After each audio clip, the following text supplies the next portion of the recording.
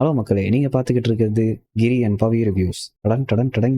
அதுவும் bigg boss season 7 Kamal episode பார்க்கலாமா? Kamal episode தான். கமல் எபிசோடு ஃபர்ஸ்ட் நல்லாவே இல்லை, கேவலமா இருந்தது. அந்த எபிசோடு ஃபர்ஸ்ட் எபிசோடு கிரி. ஏன்னா ஒரு சைடு இருக்கிற நியாயம், ஒரு சைடு இது பத்தி பேசணும். அவன் ஏதோ ஃபுட்டு சரியா பண்ணாம விட்டான், அதை பத்தி ஏதோ ரேஷன் பத்தி இது பண்ணலையா, அவனே ஒத்துக்கிட்டான். என் தப்பு தான் சார், அவங்க வந்து இதை பண்ண மாட்டாங்க எனக்கு தெரியும், அதனால அப்போ சொல்லலை, அந்த மாதிரி பேசிட்டு இருந்தான். அதுக்கப்புறம் இதெல்லாம் ஒரு கேப்டனா இருந்தா பண்ணணும் அப்படி இப்படின்னு சொன்னா, சரி சரி என் தப்பு தான், நான் ஒத்துக்கிறேன் அப்படின்னா. இருந்தாலும் அதையும் நோண்டி தேவையில்லாம எடுத்து அதுக்கு ஒரு பதில் சொல்லி கேவலமா இருந்துச்சு அந்த எபிசோடு பார்க்கறதுக்கு. பாத்துட்டியா நீ ஃபுல்லா? இப்ப அதான் பார்த்துட்டு இருந்தேன். ஃபர்ஸ்ட் எபிசோடு அது வந்து விஷ்ணுவை வச்சு செஞ்ச மாதிரி இருந்தது எபிசோடு ஃபுல்லாவே. அவங்க வந்து இங்க இருந்து மாயா எடுத்து கொடுக்குறாங்க, கமல் சார் அதுக்கு ஏத்த மாதிரி பேசுற மாதிரி இருந்தது. நானே சொல்றேன், நல்லா இல்ல இது, அதை பாக்குறதே வேஸ்ட் தான், வேஸ்ட் ஆஃப் டைம்.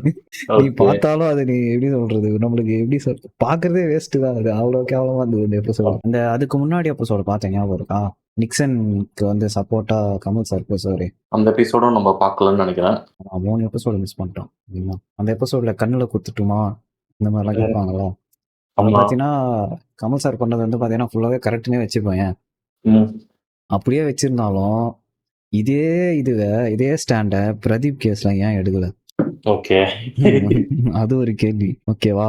நிக்சன் வந்து அர்ச்சனாவை பார்த்து சீ சீ சீன்னு சொல்லுவான்ல, ஆமா, நீ எல்லாம் பொண்ணே இல்லை அப்படி இப்படிலாம் பேசிட்டு போயிடுவான். ஏன்னா ஃபர்ஸ்ட் அந்த மாதிரிலாம் ஒரு மாதிரி இதுவா சொல்லிட்டு போயிடுவாங்கல்ல, அதுக்கெல்லாம் கமல் சார் அதெல்லாம் அட்ரஸ் பண்ணவே இல்லை.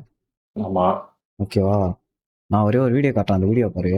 ப்ளே பண்ணுங்க. Sir, at the situation, the way she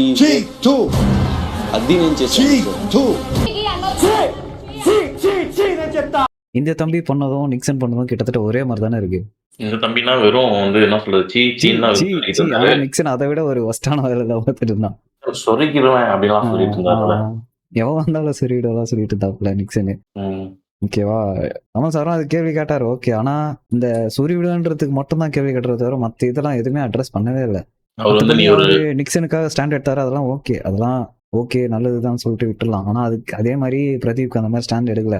ஆனா இவரு என்ன பண்ணிருப்பாரு, நாகார்ஜுனா என்ன பண்ணிருப்பாருன்னு நினைக்கிறேன், இந்த சீ சீ சீன்னு சொன்னதுக்கு இப்ப குறும்படம் போட்டு பாரு.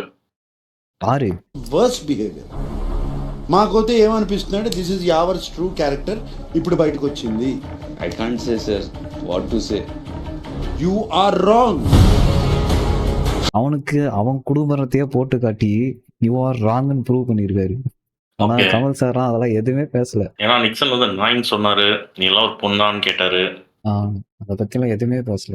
இந்த மாதிரி எந்த விஷயத்தையுமே அவர் அட்ரஸ் பண்ணல, வெறும் அந்த சொரிகிறவன்றதை மட்டும் அட்ரஸ் பண்ணாரு. ஆமா, வேற எதை பத்தியுமே எதுவுமே அட்ரஸ் பண்ணல. இந்த வீடியோ பிடிச்சிருந்தா மறக்காம லைக் பண்ணுங்க, ஷேர் பண்ணுங்க, உங்களோட கருத்துக்களை கமெண்ட்ல சொல்லுங்க. அடுத்த வீடியோல மீண்டும் சந்திக்கலாம். Signing off, Pavi and Giri. Bye.